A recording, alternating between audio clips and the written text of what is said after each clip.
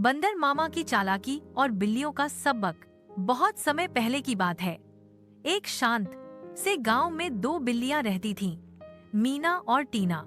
दोनों में बहुत अच्छी दोस्ती थी, लेकिन कभी कभी खाने पीने की चीजों को लेकर उनका आपस में झगड़ा हो जाता। एक दिन मीना और टीना बाहर भोजन की तलाश में निकली। काफी देर ढूंढने के बाद एक रसोई घर के बाहर उन्हें एक पूरी रोटी गिराठी हुई मिली। दोनों की आंखों में चमक आ गई। टीना बोली, वाह, आज तो मजा आ जाएगा। मीना ने भी रोटी पकड़ ली और बोली, यह तो मैंने पहले देखी तो ये मेरी हुई। बस फिर क्या था। दोनों बिल्लियां रोटी को लेकर आपस में झगड़ने लगीं। मैं पहले आई थी, लेकिन मैंने पहले देखी। तू हमेशा ज्यादा खाती है और तू चालाक बनती है। तकरार बढ़ती ही जा रही थी। उसी समय वहाँ से बंदर मामा गुजर रहे थे। वे पेड़ पर से सब कुछ देख रहे थे। बंदर मामा गांव के सबसे चालाक और थोड़े लालची भी माने जाते थे। उन्होंने बिल्लियों को झगड़ते देखा तो उतर कर आए। अरे अरे, ये कैसी बहस कर रही हो बहनों? बंदर मामा बोले।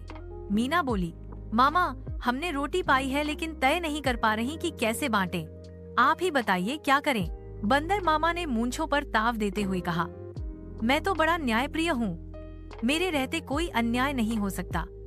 मैं अपनी पूरी समझबूझ से रोटी बराबर बांट दूंगा। बिल्लियों को बंदर मामा पर विश्वास हो गया। वे रोटी उन्हें पकड़ा देती हैं। बंदर मामा ने रोटी को दो टुकड़ों में बांटा, लेकिन जानबूझकर एक टुकड़ा बड़ा और दूसरा छोटा रखा। उन्होंने माथे पर उंगलियों से नापा और कहा, ये टुकड़े बराबर नहीं हैं। अब मुझे बड़े टुकड़े से थोड़ा सा खाना पड़ेगा ताकि दोनों बराबर हो जाएं। उन्होंने बड़े टुकड़े में से एक निवाला खा लिया। अब छोटा टुकड़ा बड़ा लगने लगा। ओह, अब तो ये बड़ा हो गया, कहकर मामा ने दूसरे टुकड़े से भी एक निवाला खा लिया।